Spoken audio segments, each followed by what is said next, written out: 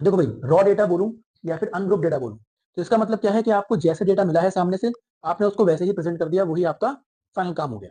मतलब कि भाई ए के मार्क्स आ रहे हैं 10, बी के मार्क्स आ रहे हैं 30, सी के मार्क्स आ रहे हैं 40, 50, 60, 55, 53, कुछ भी नंबर आ रहे हो, तो वहां पे मैंने जो डेटा लिखा है वो एज इट इज लिखा। तो उस पर्टिकुलर केस में हमारा डेटा होगा वो होगा अनग्रुप या फिर रॉ डेटा।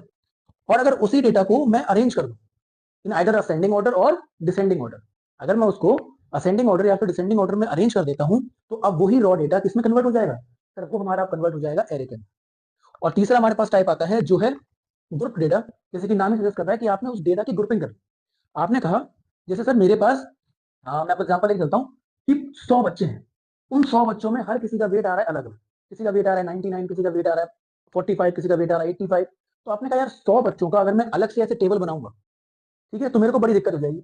और मुझे डाटा जो है, अपना डेटा जो है वो थोड़ा सा कंपोज वे में लिखना है, छोटे वे में लिखना है। तो हमने क्या करा, इन वेट्स की एक लिमिट बना दी कि भैया मैं पहले बात करूंगा कि जिनके वेट्स 0 से 10 के बीच में आ रहे हैं, नहीं होगा पर अपने एग्जाम्पल के लिए मान लेते हैं। तो भाई जितने लोगों के वेट 0 से 10 के बीच में आ रहे हैं, मैंने यहाँ लिख दिया कि भाई ऐसे 15 बच्चे हैं जिनका वेट 0 से 10 के बीच में है। फिर मैंने कहा सर 11 से 20 के बीच में जिनका वेट है सर 5 लोगों का है, 21 से 30 में जिसका वेट है सर मैंने कहा 20 लोगों का है। इस तरीके से मैंने जो है पूरी टेबल करी। मैंने अपने डेटा की ही क्या कर दी, जो मेरे पास ओरिजिनल डेटा था उसको मैंने क्लासेस की या फिर ग्रुप्स की फॉर्म में कन्वर्ट कर दिया, या उस फॉर्म में रिप्रेजेंट कर दिया। तब वो मेरा डेटा क्या बन जाएगा, ग्रुप डेटा बन जाएगा।